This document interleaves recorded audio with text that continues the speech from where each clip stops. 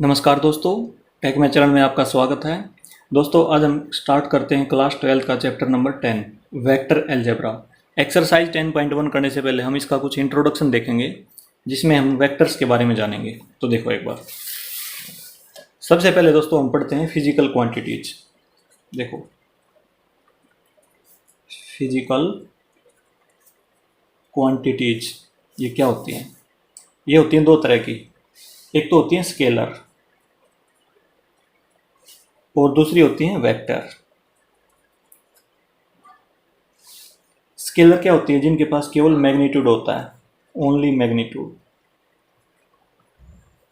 Magnitude का मतलब ये होता है कि वो कितना है, ठीक है, उसका आकार कितना है, उसकी मात्रा कितनी है। मैग्नीट्यूड का मतलब ये होता है। अब आ जाओ वेक्टर में। वेक्टर के पास क्या होता है? मैग्नीट्यूड प्लस में डायरेक्शन। मैग्नीट्यूड प्लस में डायरेक्शन। जिसके पास मैग्नीट्यूड और डायरेक्शन दोनों होते हैं उसको हम क्या बोलते हैं? वेक्टर बोलते हैं। अब एग्जांपल देखो, इसके स्केलर का एग्जांपल हमारे पास जैसे length, area, volume, mass, density, pressure, work, power, time, temperature, etcetera, ये होते हैं दोस्तों, ठीक है। मतलब ये सारी जो क्वांटिटीज हैं, लेंथ, एरिया, वॉल्यूम, इनको एक्सप्रेस करने के लिए हमें किसकी जरूरत होगी? केवल और केवल मैग्नीट्यूड की जरूरत होगी, डायरेक्शन की जरूरत नहीं है। जैसे एरिया है, अब मान लो मैं बोल दूँ कि एरिया है 100 मीटर स्क्वायर, ठीक है, तो केवल इसी से हमारा काम चल जाएगा, डायरेक्शन की हमें ज़रूरत नहीं है, ठीक है। वॉल्यूम है, हमें ये पता होना चाहिए इतना वॉल्यूम है, डायरेक्शन की हमें ज़रूरत नहीं होती, ठीक है। इसी प्रकार लेंथ है, लेंथ का एग्जांपल देखो, मान लो किसी की हाइट नापी हमने, कोई बंदा है, हम हाइट बताएंगे, जैसे इसकी हाइट है 5 फीट 8 इंच, ठीक है, या हाइट हो सकती है 5 फीट 2 इंचज, ठीक है। तो हम केवल ये बताएंगे कि कितनी हाइट है इसकी, कितनी लेंथ है इसकी, ठीक है। केवल मैग्नीट्यूड बताएंगे, हम डायरेक्शन नहीं बताएंगे कि इस डायरेक्शन में इसकी हाइट है, ठीक है, ओनली मैग्नीट्यूड।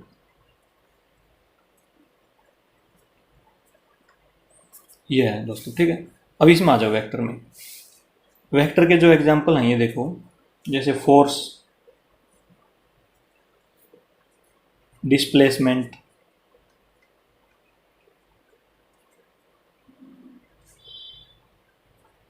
वेलोसिटी,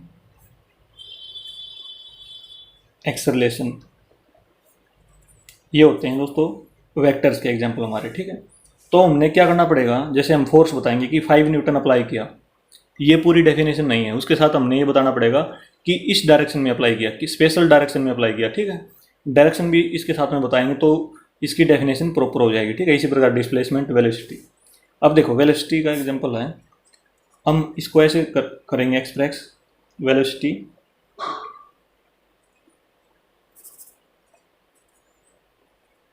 देखो एक बार, वेलोसिटी हम बताएंगे कि इतनी वेलोसिटी है और इस डायरेक्शन में है, ठीक है। इस प्रकार से एक्सप्रेस करते हैं इनको। अब और देखो एग्जांपल वेक्टर के, क्लियर हो जाएंगे आपको। ये हमारा क्या है? सरफेस है, प्लेन सरफेस, इस पर हमने एक ब्लॉक रखा हुआ है, ठीक है। ये कोई ब्लॉक है हमारा, इसका कुछ वेट है, ठीक है। अब हम क्या करेंगे? इस पे फोर्स अप्लाई करेंगे। मान लो यहाँ से अप्लाई किया, कितने Newton? 5 Newton. 5 Newton force apply किया तो ये बॉक्स क्या होगा? इस डायरेक्शन की तरफ चलने लग जाएगा, मतलब इस डायरेक्शन की तरफ मूव करेगा। तो हमने देखो डायरेक्शन कौन सी हमारी, यहाँ से हमने फोर्स लगाया तो इस डायरेक्शन में जाएगा, ठीक है। मतलब इस डायरेक्शन में फोर्स लगाया हमने, कितना लगाया? 5 न्यूटन। जो 5 न्यूटन है ये तो क्या है? मैग्नीट्यूड है, और इसके साथ में डायरेक्शन भी है, ठीक है। तो ये मूव कर रहा है, इस कंडीशन में क्या कर रहा है? ये करेगा मूव।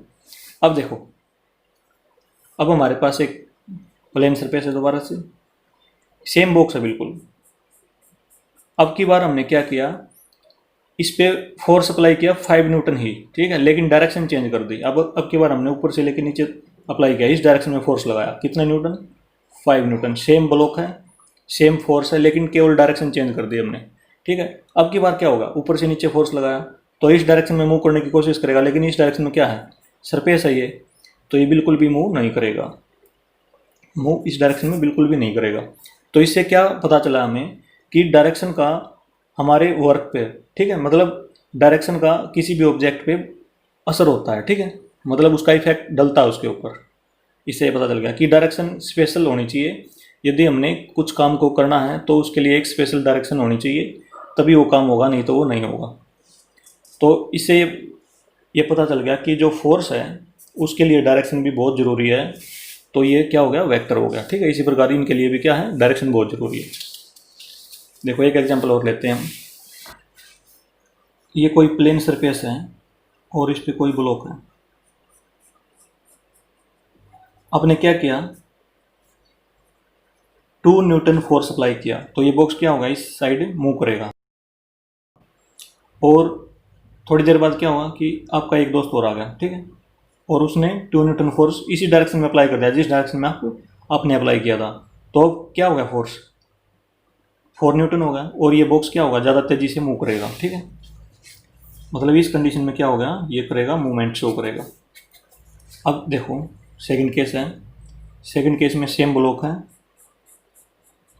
और आप इसको 2 न्यूटन से इस डायरेक्शन में धकेल रहे हो, ठीक है, इस वाली डायरेक्शन में। तो ये क्या करेगा, इस डायरेक्शन में मूव करेगा थोड़ा थोड़ा, ठीक है, वो इस डायरेक्शन में करेगा।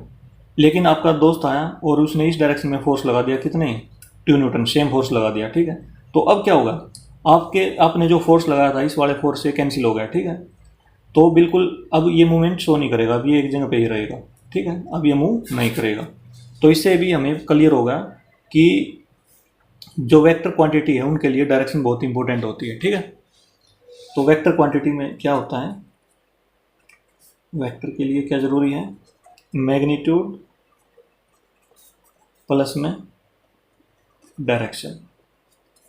हम केवल ये नहीं कह सकते कि 2 न्यूटन फोर्स अप्लाई किया, ठीक है, वह फोर्स की पूरी तरह से डेफिनेशन नहीं होगी। तो हमने ये बताना पड़ेगा कि 2 न्यूटन फोर्स इस डायरेक्शन की में अप्लाई किया, क्योंकि ये वेक्टर क्वांटिटी है। तो ये होगा। अब देखो दोस्तों, नेक्स्ट टॉपिक है representation of vectors.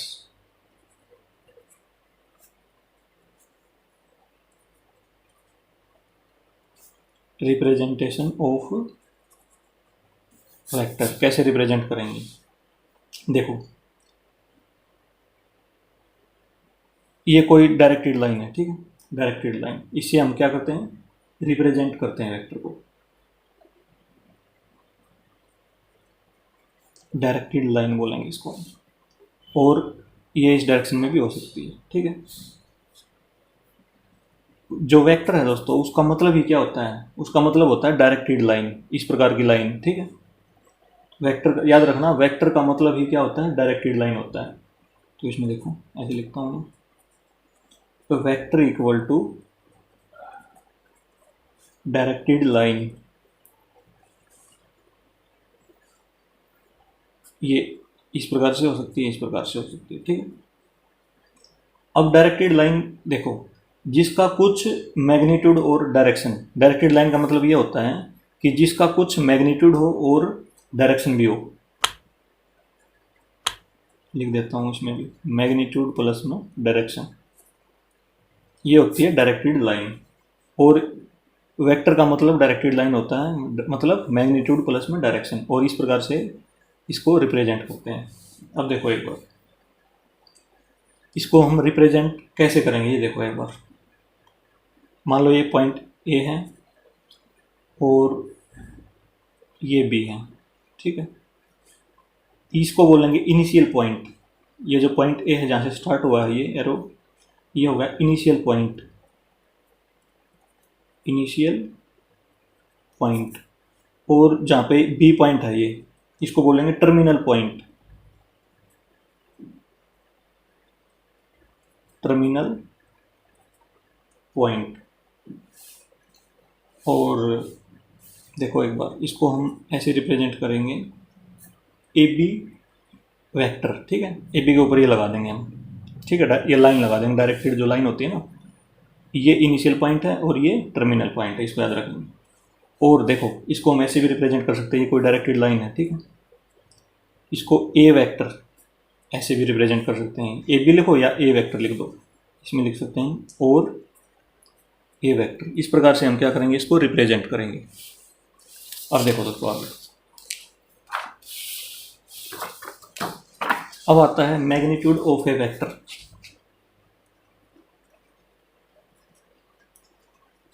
Magnitude of A vector, magnitude का मतलब इसकी लेंथ, इसकी मात्रा, मतलब इसका आकार कितना होगा, ठीक है, इसका मतलब ये है।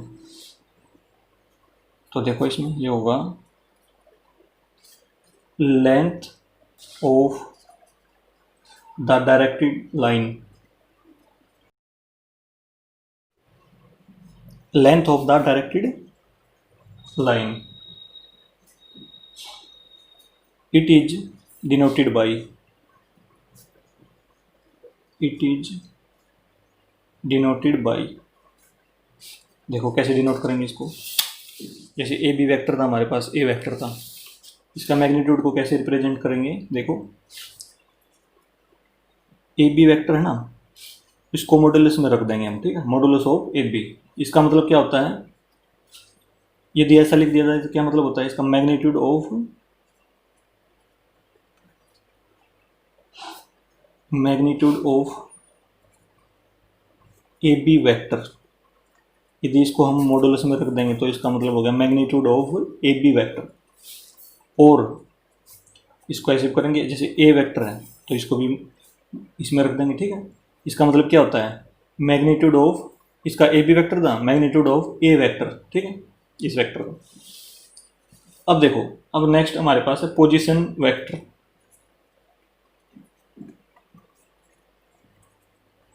पोजीशन वेक्टर के बारे में पढ़ते हैं।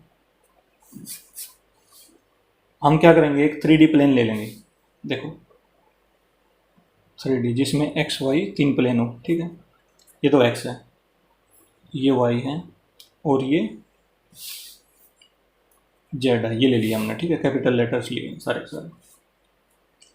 अब हम क्या करेंगे, एक जो पोजीशन वेक्टर होता है ना, ये ओरिजिन है, देखो ओरिजिन मतलब एक्स की वैल्यू 0, वाई की 0 और जेड की 0, ओरिजिन ये है। जो पोजीशन वेक्टर है वो, उसका जो इनिशियल पॉइंट होगा वो क्या होगा, ओरिजिन होगा, याद रखना, इसका ओरिजिन से स्टार्ट होगा और किसी पॉइंट पर जाएगा, इस प्रकार से, जैसे पॉइंट पी पे चला गया यहाँ पे, ठीक है, और इसके जो कोऑर्डिनेट होंगे पी के, पॉइंट पी के, एक्स वाई और जेड, ऐसे लिख लिया हमने, ठीक है। ये पोजीशन वेक्टर है यहाँ से लेके यहाँ तक, ओरिजिन से स्टार्ट होगा और पॉइंट पी तक जाएगा ये, ठीक है, ऐसे लिख लिया हमने इसको। इसमें ऐसे लिखेंगे, देखो इसकी definition, position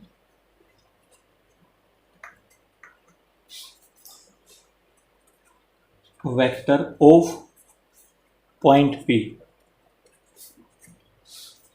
whose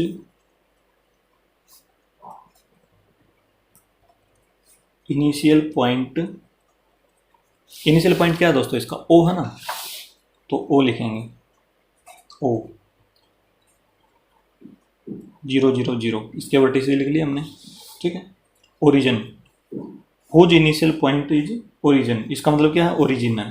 and terminal point,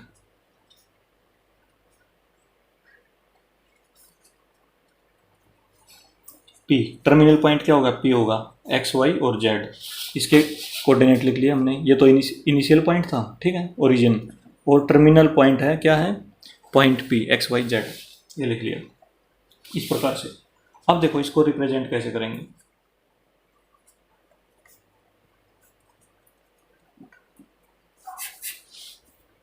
OP, OP vector है ना, ओपी वेक्टर, तो देखो OP vector, OP equal to, इसको हम डिनोट करते हैं आर वेक्टर से, ठीक है, पोजीशन वेक्टर को आर वेक्टर से डिनोट करते हैं। तो ये पोजीशन वेक्टर है ओपी, इसको हम क्या करेंगे, आर वेक्टर लिख देंगे दोस्तों इसके ऊपर, ठीक है ना, आर वेक्टर ये लिख दिया हमने इसके ऊपर। अब आ जाओ मैग्नीट्यूड के ऊपर।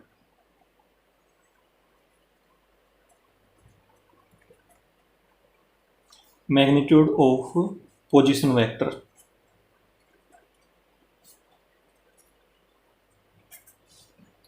इसको भी क्या करेंगे, मॉडुलस लगा देंगे इसके भी, ठीक है। OP equal to OP vector modulus में, ठीक है, आर वेक्टर मॉडुलस में, इस प्रकार से डाल देंगे। ये हो जाएगा मैग्नीट्यूड ऑफ पोजीशन वेक्टर। और देखो ये कितना होता है मैग्नीट्यूड इसका, ये होता है दोस्तों रूट के अंदर एक्स स्क्वायर प्लस में वाई स्क्वायर प्लस में जेड स्क्वायर, ये होता है। इसको हम डायरेक्ट याद रखेंगे, ठीक है। इसको हम क्या करेंगे, डायरेक्ट याद रखेंगे। ये इसका मैग्नीट्यूड का फार्मूला है, ठीक है। Magnitude of a position vector. यहाँ पे पॉइंट पी के जो वर्टिसेज थे ना हमारे कोऑर्डिनेट एक्स वाई जेड, इनका स्क्वायर कर दिया, रूट के अंदर लिख दिया, प्लस कर दिया, ठीक है। तो इसको याद रखेंगे। अब देखो नेक्स्ट, अब देखो दोस्तों नेक्स्ट हम पढ़ते हैं direction cosines and direction ratios.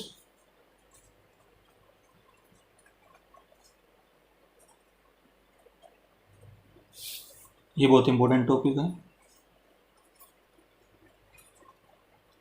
And direction ratios, देखो सबसे पहले हम पढ़ेंगे डायरेक्शन कोसाइन, डायरेक्शन रेशियो बाद में पढ़ेंगे। तो देखो डायरेक्शन कोसाइन लिख रहा हूँ मैं यहाँ पे।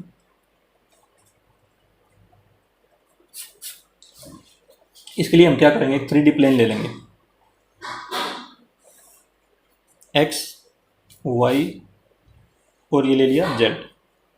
इस प्रकार से एक पोजीशन वेक्टर लेंगे जो यहाँ से स्टार्ट होगा ओरिजिन से और पॉइंट पी तक जाएगा, ठीक है। ये पॉइंट पी है, ये हमने पोजीशन वेक्टर ले लिया। इसको हम किससे रिप्रेजेंट करते हैं, आर वेक्टर से। पोजीशन वेक्टर को अभी भी पढ़ा था हमने, ठीक है। ये ले लिया हमने। और ये जो एक्स के साथ, एक्स एक्सिस के साथ जो एंगल बनाएगा ना, उसको डाल देंगे अल्फा, इसको लिखेंगे हम अल्फा। और जो वाई के साथ बनाएगा उसको लिख देंगे बीटा, ये एंगल हो गया बीटा। और जो जेड एक्सिस के साथ एंगल बनाएगा ये पोजीशन वेक्टर, इसको डाल देंगे हम गामा। देखो एक बार दिखा रहा हूँ मैं, एक बार आपकी बुक में भी है, देखो ये रहा। ये दे रखा है, देखो एक्स एक्सिस ये है, वाई ये है, जेड ये है, ठीक है। ये एंगल दे रखे हैं इसके बीच में। तो देखो ये वाला जो एंगल हो जाएगा यहाँ से यहाँ तक, ये क्या हो जाएगा, यहाँ से यहाँ तक, इसको बोलेंगे हम गामा, ठीक है। अल्फा बीटा और गामा ये हमने क्या कर लिए, एंगल ले लिए। तो अब देखो ये जो एंगल होंगे अल्फा बीटा और गामा, इनको हम बोलेंगे डायरेक्शन एंगल्स। इनको हम बोलेंगे डायरेक्शन एंगल्स। और देखो अब यदि इनके साथ में हम कोस लगा दें, ठीक है, क्योंकि डायरेक्शन कोसाइन हम निकालने हमने, यदि इनके साथ में हम लगा दें cos, cos alpha, cos beta, cos gamma, तो देखो ये हो जाएंगे cos alpha, cos beta, cos gamma, ये हो जाएगा। इनको हम बोलेंगे डायरेक्शन कोसाइंस, ठीक है दोस्तों। अब देखो, अब हम इनको लिखेंगे कैसे, तो ये देखो जैसे कोस अल्फा है, इसको हम कैसे लिखेंगे, कोस होता है बेस अपॉन में हाइपोटेन्यूज, ठीक है, हमें पता है बेस अपॉन में हाइपोटेन्यूज। तो भी इसमें आ जाओ, हम पॉइंट पी से क्या करेंगे, एक्स एक्सिस के ऊपर एक 90 डिग्री का एंगल, मतलब एल्टीट्यूड डाल देंगे परपेंडिकुलर, ये हो जाएगा 90 डिग्री यहाँ, ठीक है, ये डाल दिया हमने। और यहाँ से लेके यहाँ तक की डिस्टेंस लेंगे हम, यहाँ से लेके ओरिजिन से लेके यहाँ तक की स्मॉल एक्स ले लेंगे, ये कैपिटल एक्स है, स्मॉल एक्स ले लेंगे, ठीक है। तो ये हो जाएगा, देखो यहाँ पे लिख रहा हूँ मैं, यहाँ तक की डिस्टेंस है और यहाँ से स्टार्ट हुई है, ये होगी, यहाँ से लेके यहाँ तक की कितनी ले ली, एक्स ले ली। और यहाँ से लेके इसको पॉइंट ए डाल लो, ठीक है, जिस पे परपेंडिकुलर डाला है ना, इस पॉइंट का नाम ए डाल लेते हैं। और पी ये कितना हो गया, इसको ले लेते हैं वाई, स्मॉल वाई, ठीक है। अब देखो ये राइट एंगल ट्राइंगल बन गई हमारी, ओ पी ए जो ट्राइंगल है वो राइट एंगल ट्राइंगल है, जिसमें एक एंगल ये है और 90 का ये है, जिस पे एंगल और 90 डिग्री का एंगल होता है, ठीक है, तो वो होता है बेस। तो बेस ये हो गया, ठीक है। बेस क्या होगा, ओ ए। ओ ए कितना है, एक्स है, तो इसमें हम क्या लिखेंगे, एक्स। और हाइपोटेन्यूज क्या होता है, 90 डिग्री के सामने होता है ना जो साइड, वो होता है हाइपोटेन्यूज। ओपी, ओपी क्या है, आर वेक्टर, तो इस पर आर लिख देंगे हम, ठीक है, एक्स अपॉन में आर, ठीक है, ऐसे लिख दिया हमने। अच्छा, और याद रखना जो आर है वो किस, इसको क्या लिखेंगे, देखो इसमें ऐसे लिख देंगे, R stands for R vector. R का मीनिंग क्या है, आर वेक्टर ही है, ठीक है, ऐसे लिख दिया हमने इसमें। अब देखो दोस्तों आगे, अब लिखेंगे हम cos beta.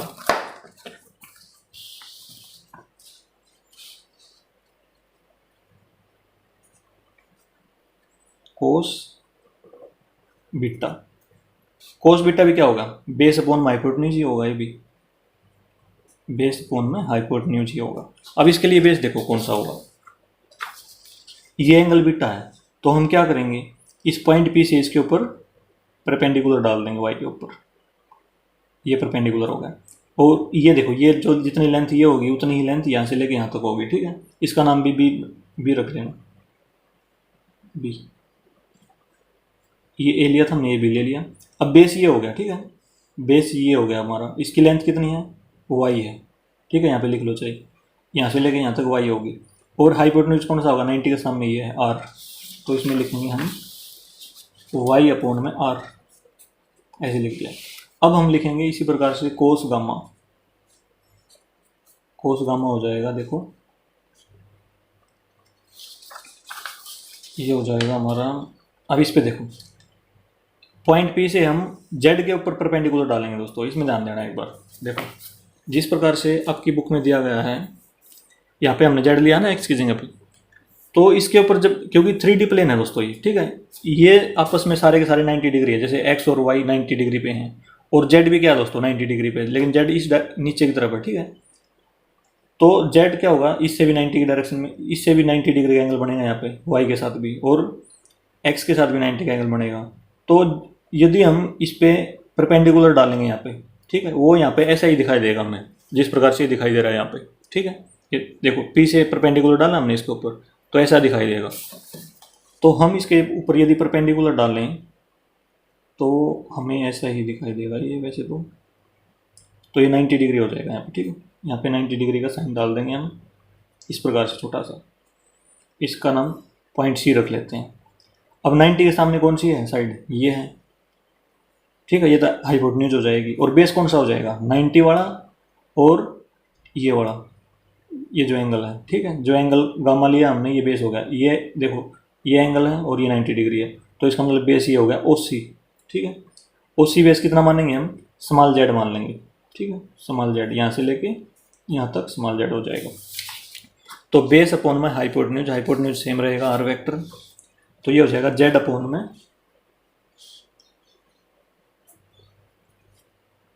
Small Z upon में आर, ठीक है। ये हो गया हमारा कोस एल्फा, कोस बीटा और कोस गामा, ठीक है। ये दोस्तों हमने क्या करना है, इसको डायरेक्ट याद रखना है, ठीक है ना। इनको हम डायरेक्ट याद रखेंगे और इनको ऐसे डाल लेंगे हम, इनका नाम, जैसे ये है कोस एल्फा, इसको याद रखने की जरूरत नहीं है, डायरेक्ट याद रखना कोस एल्फा एक्स अपॉन में आर, ठीक है। और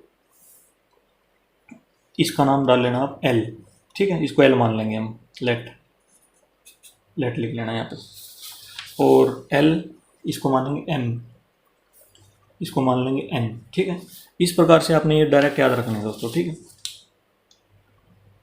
एल एम एन के नाम से याद रखेंगे इनको, ठीक है। ये हमारी direction cosines L M N, ठीक है, आपने इनको डायरेक्ट ही याद रखना है जरूर। अब देखो, अब आ जाओ डायरेक्शन रेशियोज के ऊपर।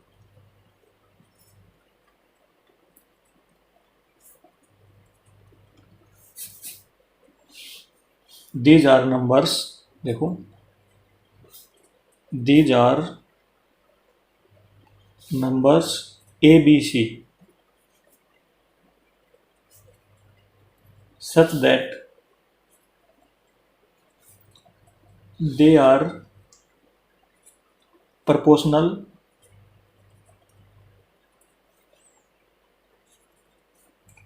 To direction cosines. देखो ये नंबर हैं, ये नंबर कौन से हैं, ए बी सी हैं, और ये क्या है, proportional to direction cosines. Direction cosines हमने क्या पढ़ी थी अभी भी, एल एम और एन। तो इसमें लिख देंगे हम यहाँ पे L comma M comma N, इनके साथ क्या होते हैं, प्रोपोर्शनल में होते हैं। तो इसका मतलब क्या हो गया, देखो एक बार, दैट इज जैसे ए अपॉन में एल, ये तो डायरेक्शन रेशो होगी ना, A B C, A upon में एल लिखेंगे इक्वल टू बी अपॉन में एम लिखेंगे इक्वल टू सी अपॉन में एन लिखेंगे। ठीक है, इसका मतलब ये होगा दोस्तों। ठीक है, इनकी रेशो होगी वो क्या होगी, प्रोपोर्शनल में होगी, मतलब इक्वल होगी। ठीक है, अब देखो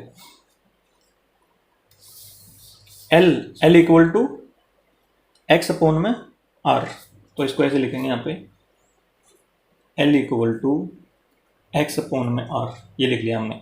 और यहाँ से हम क्या करेंगे, एक्स की वैल्यू निकाल लेंगे क्रॉस मल्टीप्लाई करके, X equal to L into R, ये लिख सकते हैं ना हम यहाँ पे एल इंटू आर। और देखो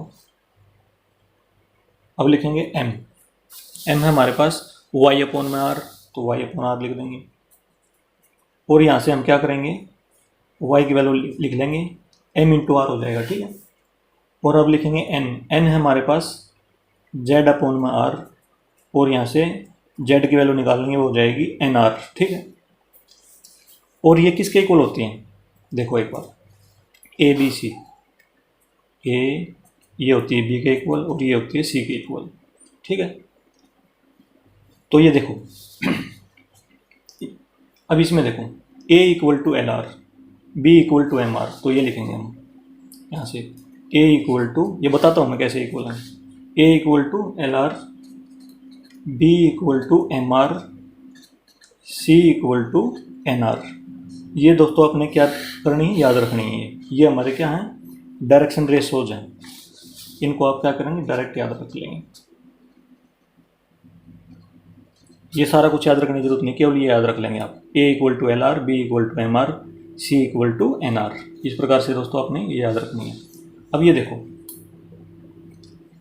ये है डायरेक्शन रेशोज, इस पर लिख देता हूँ एक बार,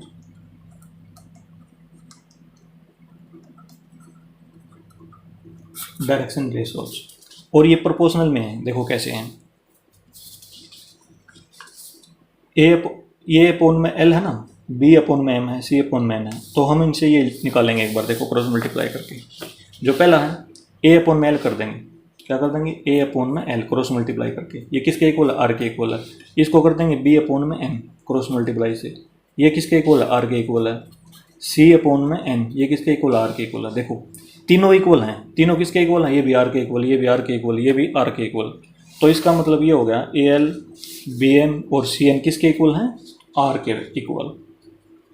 ठीक है, जो पोजीशन वेक्टर था उसके इक्वल है हमारे। तो इसमें हम लिख देंगे, देखो दे आर इन प्रोपोर्शनल।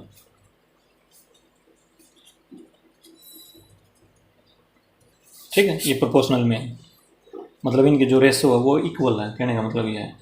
तो दोस्तों इसको हम कैसे याद रखेंगे, देखो किसी की डायरेक्शन कोसाइंस यदि एल एम एन है तो उसकी जो डायरेक्शन रेशो क्या होंगी, वो होंगी a equal to l r, b equal to m r, c equal to n r. इसको हम याद रख लेंगे, ठीक है ना, ऐसे हम याद रख सकते हैं इसको।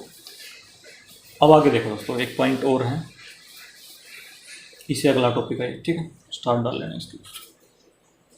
पॉइंट हमारे पास है एल स्क्वायर प्लस में एम स्क्वायर प्लस में एन स्क्वायर इक्वल टू 1। केवल आपने क्या करना है, इसको याद रखना,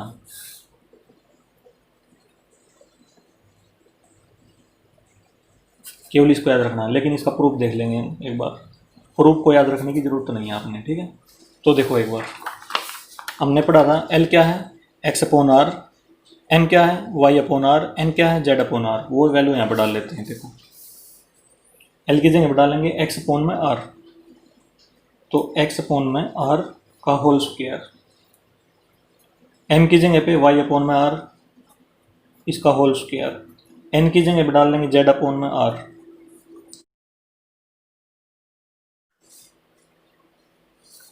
ये हमने किस में पढ़ा था दोस्तों? ये हमने डायरेक्शन कोसाइंस में और डायरेक्शन रेशो में पढ़ा है, ठीक है। डायरेक्शन कोसाइन ये ऊपर थी हमारी, देखो ये रही, ठीक है। इसमें हमने क्या पढ़ा था?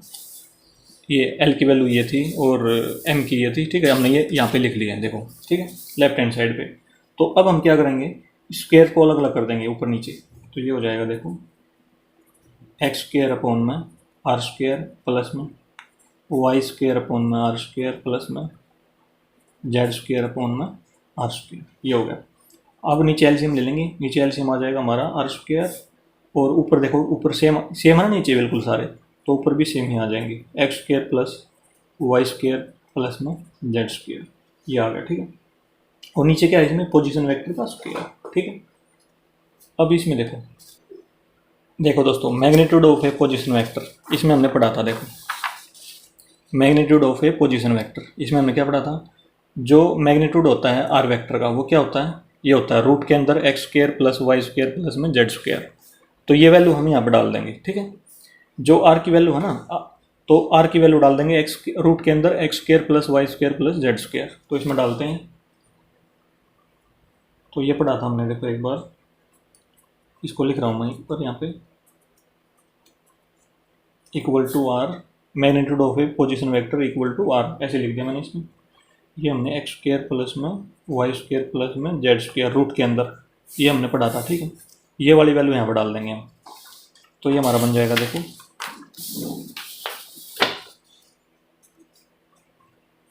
एक्स स्क्वायर प्लस में वाई स्क्वायर प्लस में जेड स्क्वायर। इसकी जगह पे ये डाल देंगे रूट एक्स स्क्वायर प्लस में वाई स्क्वायर प्लस में जेड स्क्वायर का होल स्क्वायर, स्क्वायर से रूट कैंसिल हो जाएगा, तो इसमें बचेगा हमारे पास एक्स स्क्वायर प्लस में वाई स्क्वायर प्लस में जेड स्क्वायर अपॉन में एक्स स्क्वायर प्लस में वाई स्क्वायर प्लस में जेड स्क्वायर, देखो सेम हो गए, इससे कैंसिल हो जाएगा और 1 आ जाएगा, ठीक है, इसमें 1। और ये हमारे देखो राइट हैंड साइड के इक्वल है, तो हमने इसको प्रूव कर दिया दोस्तों, ठीक है। तो प्रूव कर दिया, तो हमने केवल ये याद रखना है, प्रूफ इसका याद नहीं रखना, ठीक है। अब आ जाओ नेक्स्ट। अब हमारे पास है types of vectors, type of vectors. सबसे पहला है जीरो वेक्टर और नल वेक्टर। जीरो वेक्टर और null vector.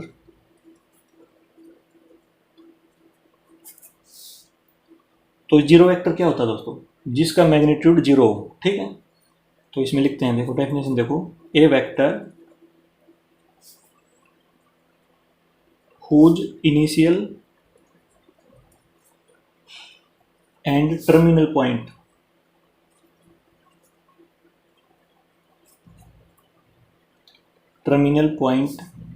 are coincident। Coincident का मतलब ये होता है दोस्तों, एक ही पॉइंट पे, ठीक है, मतलब वो आपस में क्या है, एक दूसरे के ऊपर है। तो मान लो ये है, इसको हम ऐसे रिप्रेजेंट करते हैं ना वेक्टर को, देखो एक बार, ए ये है और बी ये है, ये तो वेक्टर हो गया, ठीक है। लेकिन जो जीरो वेक्टर है वो इस प्रकार का होता है, पॉइंट केवल, इसमें ए भी यहीं पे होता है और बी भी इसी पे होता है, इसको बोलते हैं हम जीरो वेक्टर और नल वेक्टर, ठीक है। और इसको कैसे डिनोट करेंगे हम, देखो एक बार, इसको हम डिनोटेड करते हैं, जीरो के ऊपर वेक्टर साइन लगा देंगे, ठीक है। अब आ जाओ सेकंड। सेकंड है हमारे पास यूनिट वेक्टर।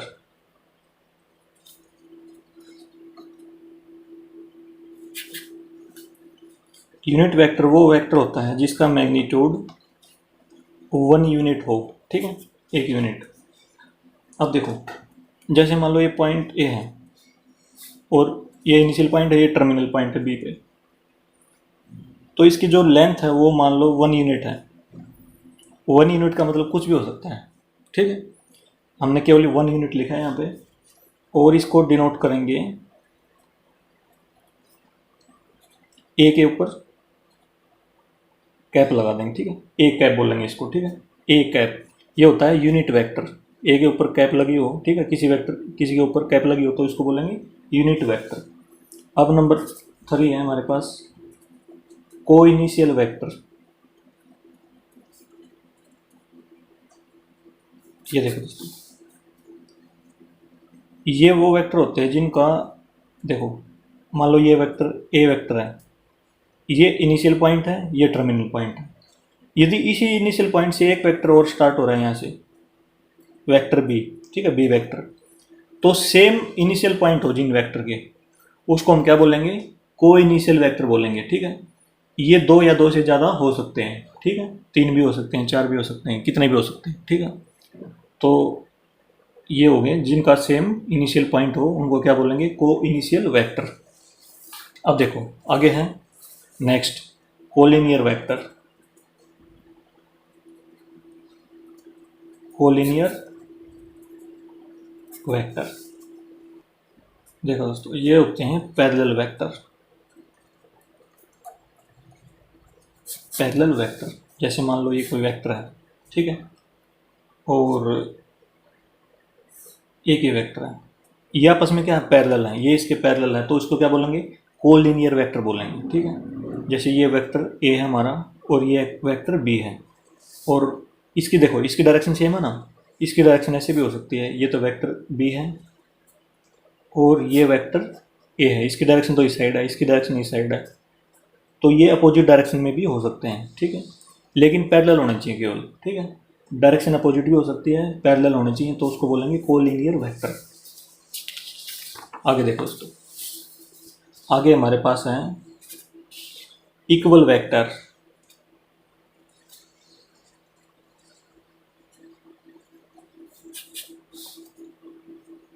ये होते हैं same magnitude and same direction, तो ऐसे लिखेंगे, same direction and same magnitude. जिस वेक्टर की डायरेक्शन भी सेम हो और सेम क्या हो, मैग्नीट्यूड, तो उसको हम क्या बोलेंगे, इक्वल वेक्टर बोलेंगे। देखो यदि हमारे पास वेक्टर ए है, वेक्टर ए इस डायरेक्शन की तरफ है, ठीक है, इसका मैग्नीट्यूड है 2 यूनिट, ठीक है, इसकी लेंथ कितनी है, 2 यूनिट मान लें हमने, और हमारे पास देखो ये है वेक्टर बी, डायरेक्शन भी सेम है और मैग्नीट्यूड इसका कितना है, इसका भी 2 यूनिट ही है, तो इसको हम क्या बोलेंगे, vector A equal to vector B, ये बोलेंगे, ठीक है। इस प्रकार से ये हो गए इक्वल वेक्टर। अब देखो दोस्तों, अब है next negative of A vector. Negative of A vector, ये क्या होता है, मैग्नीट्यूड तो क्या हो दोस्तों वेक्टर का, सेम हो, लेकिन डायरेक्शन क्या हो, अपोजिट हो। इसमें क्या था, same direction and same magnitude, इसमें क्या होगा, देखो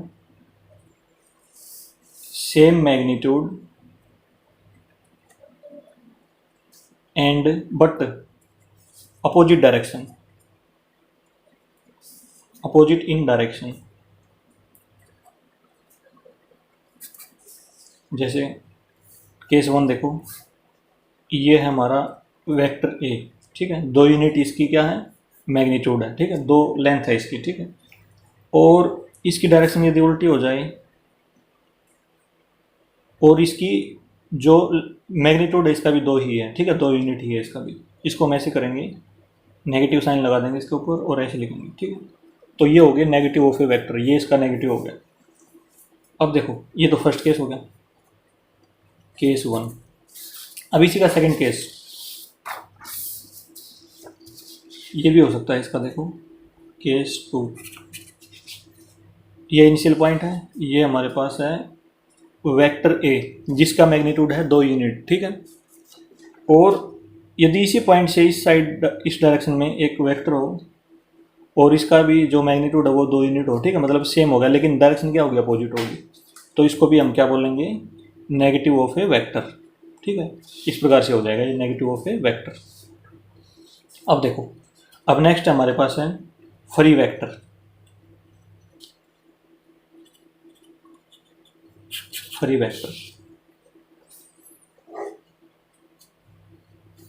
ये क्या होता है दोस्तों, without changing magnitude and direction, ठीक है, मतलब हमने ना तो इसके मैग्नीट्यूड को चेंज करना, ना डायरेक्शन को चेंज करना। Vectors can be displayed parallelly. देखो एक बार इसको लिखता हूँ मैं एक बार, उसके बाद समझेंगे इसको। Without changing magnitude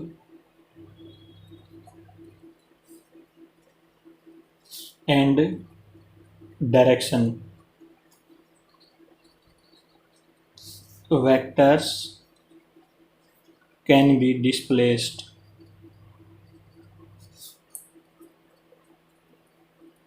parallelly. ठीक है, इसका मतलब ये देखो एग्जाम्पल समझ में आ जाएगा आपको। हमारे पास एक वेक्टर है ए वेक्टर जिसकी मैग्नीट्यूड है, जिसका मैग्नीट्यूड है 2 यूनिट। ठीक है, 2 लेंथ है इसकी। ठीक है, हम इसको क्या करेंगे, इसको पैरेलली उठा के कहीं पे भी प्लेस कर देंगे, यहाँ पे प्लेस कर देंगे, यहाँ पे कर देंगे, यहाँ पे कर देंगे। ठीक है, आपकी मर्जी है कहीं पे करो, लेकिन कंडीशन ये रखनी है कि ना तो इसका मैग्नीट्यूड चेंज होना चाहिए और ये पैरेलल होना चाहिए। ठीक है, मतलब सेम मैग्नीट्यूड होना चाहिए और पैरेलली होना चाहिए। जैसे मान लो हमने इसको उठा के यहाँ पे रख दिया, इसको देखो पैरेलल है इसके, और ये हो गया फ्री वेक्टर। इसको उठा के यहाँ पे रख दिया, इसकी जो मैग्नीट्यूड है वो 2 ही है। ठीक है, और इसको उठा के हम यहाँ पे भी रख सकते हैं। देखो ये थोड़ा सा बड़ा बन गया। ठीक है, लेकिन 2 यूनिट है और ए वेक्टर है। इस तरह के वेक्टर को जहाँ मतलब पैरेलली रख सकते हैं कहीं पे भी, आपकी मर्जी है, यहाँ पे रख लो। ठीक है, 2 यूनिट मैग्नीट्यूड और पैरेलल होना चाहिए। ठीक है, पैरेलली उठा के कहीं पे भी रख दो इसको। इस तरह के वेक्टर को बोलते हैं फ्री वेक्टर। ये होगा दोस्तों हमारा इसका इंट्रोडक्शन कंप्लीट। अब हम आते हैं एक्सरसाइज 10.1 पे। तो देखो दोस्तों,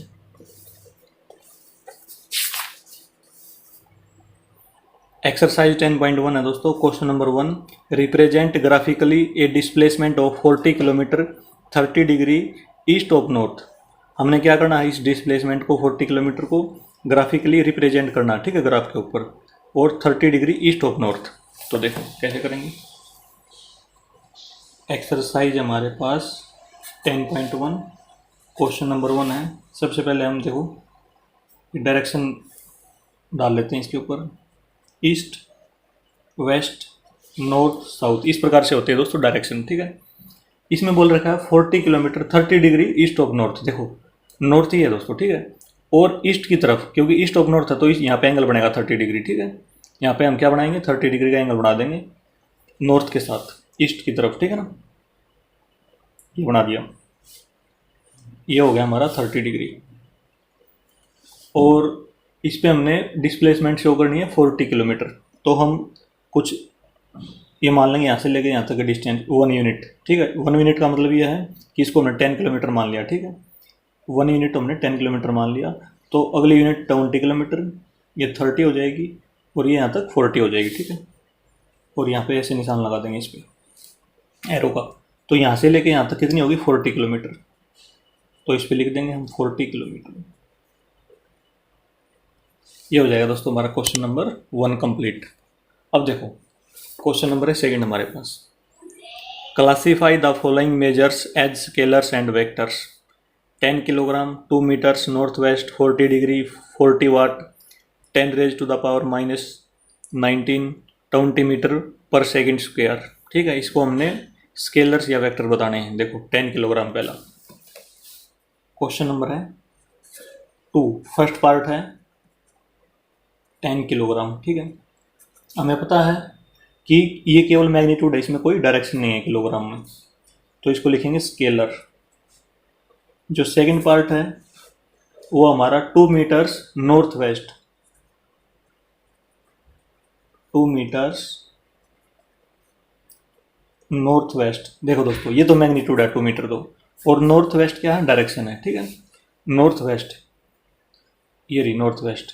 ठीक है, डायरेक्शन है, तो इसमें मतलब मैग्नीट्यूड भी है और प्लस में डायरेक्शन भी है, तो इसको हम बोलेंगे वेक्टर।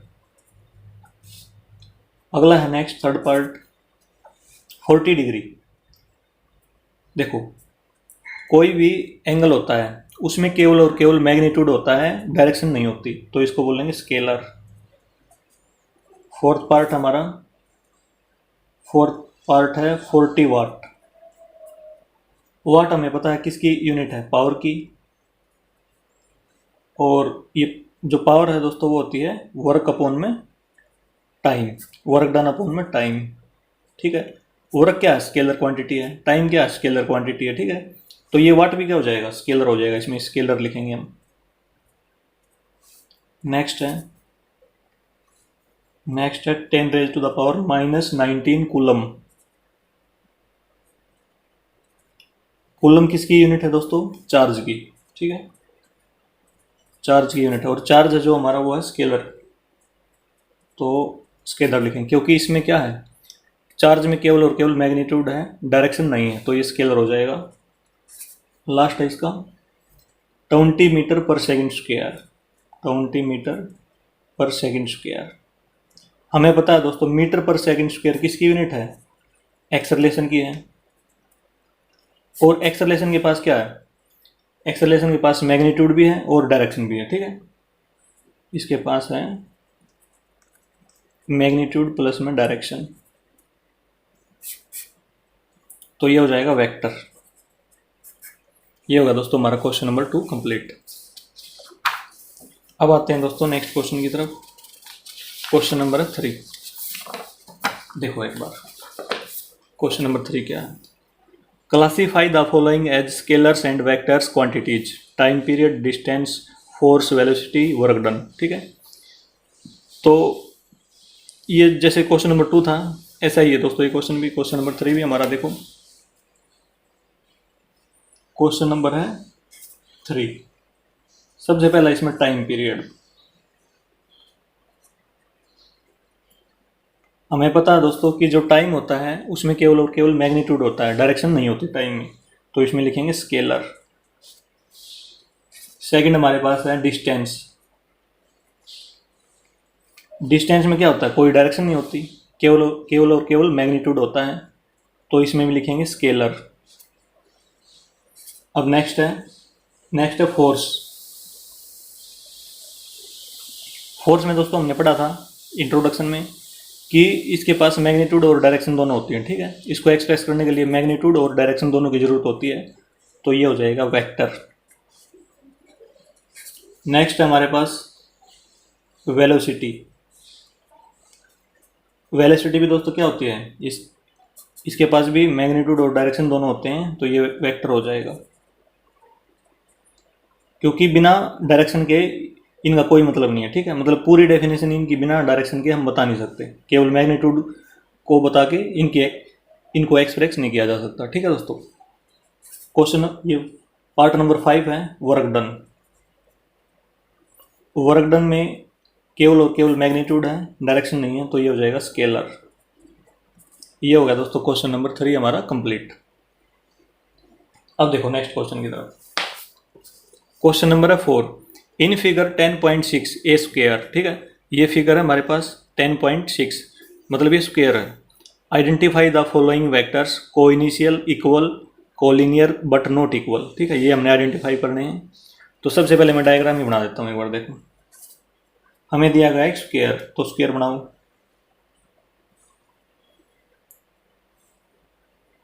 और अब बनाते हैं वेक्टर। इसमें ये वेक्टर ए है, यहाँ से लेके यहाँ तक एरो लगा दिया, इसके ऊपर ए वेक्टर है। और जो बी वेक्टर है यहाँ से लेके यहाँ तक है।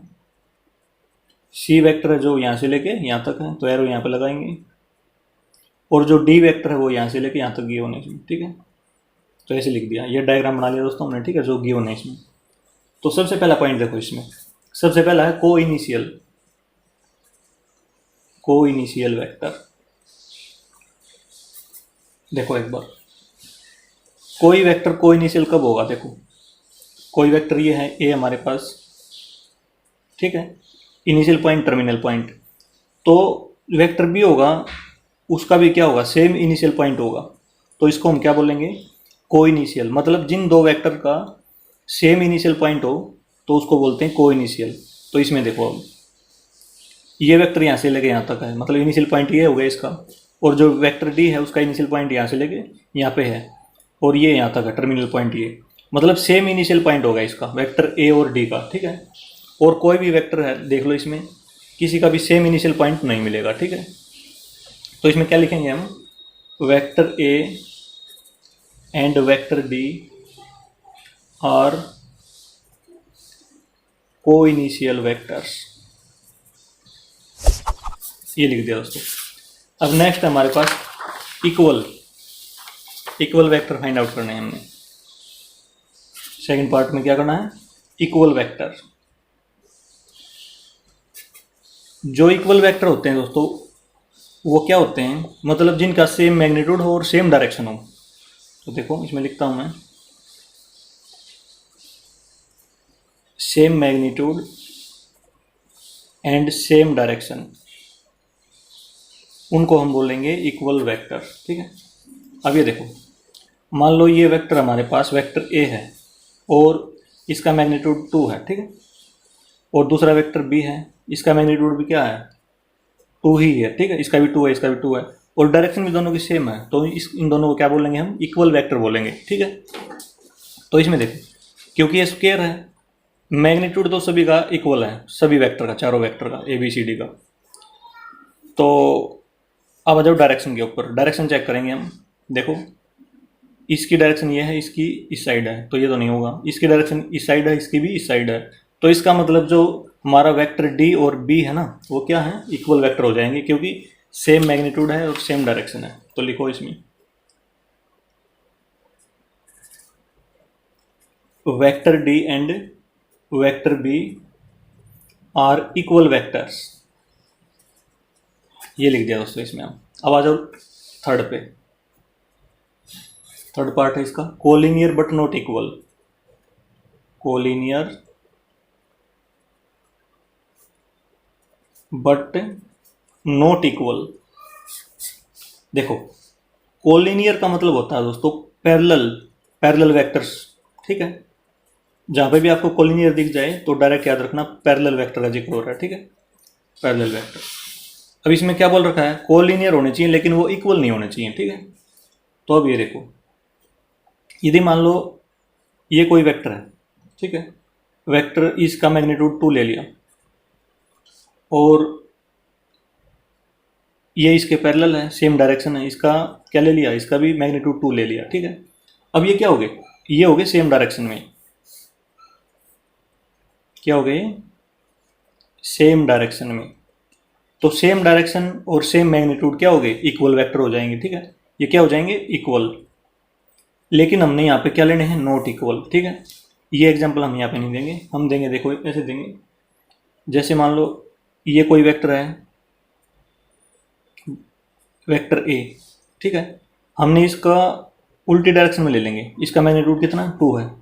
ठीक है, और इसका मैग्नीट्यूड भी 2 है, लेकिन ये क्या हो जाएगा, इसके इक्वल नहीं होगा ये वेक्टर, ये इसका नेगेटिव वेक्टर हो जाएगा। ठीक है, तो मैग्नीट्यूड तो हमने सेम ले लिया लेकिन डायरेक्शन कर दी उल्टी, तो उल्टी करने से क्या हो गया, ये इक्वल वेक्टर नहीं रहे। ठीक है, क्योंकि इक्वल वेक्टर की डेफिनेशन ही क्या है, सेम डायरेक्शन और सेम मैग्नीट्यूड, तो हमने डायरेक्शन कर दी अपोजिट। अब हम ढूंढेंगे इसमें, देखो मैग्नीट्यूड तो सभी का सेम है क्योंकि स्क्वायर है। ठीक है, स्क्वायर, इसमें मैग्नीट्यूड तो नहीं देखना, चलो पैरेलल, मतलब देखो पैरेलल तो हैं सारे क्योंकि स्क्वायर है ना, तो पैरेलल तो आपस में सारे के सारे हैं। और अब हम ढूंढेंगे अपोजिट डायरेक्शन। देखो इस वेक्टर की जो डायरेक्शन है वो इस साइड है और वेक्टर सी की डायरेक्शन इस साइड है, तो इसमें लिख देंगे हम vector A and vector C are collinear. क्यों, क्योंकि ये पैरेलल आपस में, लेकिन वो इक्वल नहीं है क्योंकि डायरेक्शन अपोजिट है। तो देखो इसमें लिख देंगे vector A and vector C are collinear but not equal vectors, ये इक्वल वेक्टर नहीं होंगे, ये लिख देंगे दोस्तों इसमें। ठीक है, अब आते हैं दोस्तों हम नेक्स्ट क्वेश्चन की तरफ। क्वेश्चन नंबर है हमारे पास 5। देखो, answer the following as true और फॉल्स। हमने ट्रू और फॉल्स आंसर करने हैं। देखो ये है part first, vector A and negative vector of a. ठीक है, मतलब ये इसका नेगेटिव वेक्टर है, आर कोलिनियर, ये बताना है। ठीक है, अब इसमें देखो, देखो दोस्तों क्वेश्चन नंबर है 5 का फर्स्ट पार्ट, इसमें जिक्र है दोस्तों देखो कोलिनियर का। ठीक है, कोलिनियर, कोलिनियर का मतलब होता है, अभी हमने पढ़ा था, पैरेलल वेक्टर्स। ठीक है, पैरेलल वेक्टर्स। तो इसमें देखो एक वेक्टर है हमारे पास ए वेक्टर और एक है नेगेटिव वेक्टर ऑफ ए। ठीक है, इस प्रकार से इसमें क्या दिया गया है, vector A and vector negative vector of A R collinear, ठीक है। तो हमने इस प्रकार, इसका मतलब नेगेटिव का मतलब होता है इसकी उल्टी डायरेक्शन में, ऐसा ही वेक्टर इसके पैरेलल उल्टी डायरेक्शन में, तो ये क्या होंगे, पैरेलल तो हैं ये, तो ये कोलिनियर हो जाएगा, तो इसमें लिखेंगे ट्रू, ठीक है, ये लिख दिया ट्रू। अब आ जाओ सेकंड पार्ट पे। सेकंड पार्ट में है देखो, two collinear vectors are always equal in magnitude. देखो एक बार, दो कोलिनियर वेक्टर है हमारे पास, कोलिनियर मतलब पैरेलल वेक्टर्स, वो हमेशा क्या होंगे, इक्वल इन मैग्नीट्यूड होंगे, ठीक है, ये बताना हमें। अब ये देखो, इसका मतलब होता है पैरेलल वेक्टर। तो ये देखो एक हमारे पास वेक्टर है, वेक्टर ए, जिसका मैग्नीट्यूड कितना ले लिया हमने, 2 ले लिया, ठीक है। और कोलिनियर बनाना है ना हमने, तो हम इसके पैरेलल एक वेक्टर और ड्रा कर देंगे, ठीक है, इसके पैरेलल। तो ये कोलिनियर तो है क्योंकि इसके पैरेलल है, लेकिन इसका मैग्नीट्यूड 3 ले लिया हमने, ठीक है, 3 ले लिया, और वेक्टर भी नाम है इसका, ठीक है। तो इसका मैग्नीट्यूड तो 2 है, इसका 3 है, कोलिनियर है, लेकिन क्या हो गया, मैग्नीट्यूड इक्वल नहीं है, तो इसका मतलब ये स्टेटमेंट क्या हो जाएगी, फॉल्स हो जाएगी, ऐसे लिख देंगे फॉल्स, ठीक है। अब आ जाओ नेक्स्ट पे, पार्ट नंबर है 3, two vectors having same magnitude are collinear. देखो दो वेक्टर हैं जिनका सेम मैग्नीट्यूड है, वो कोलिनियर होंगे। अब देखो इसमें एक वेक्टर हमने ले लिया, वेक्टर ए, इस डायरेक्शन में, ठीक है, और इसका मैग्नीट्यूड ले लिया हमने 2, ठीक है। और एक वेक्टर ले लिया इस डायरेक्शन में, मैग्नीट्यूड को क्या रखा, सेम रख दिया, इसका मैग्नीट्यूड भी 2 है, इसका 2 है, वेक्टर भी है, लेकिन डायरेक्शन क्या होगी, ये इस डायरेक्शन में, ये इस डायरेक्शन में, ये पैरेलल नहीं है, ठीक है।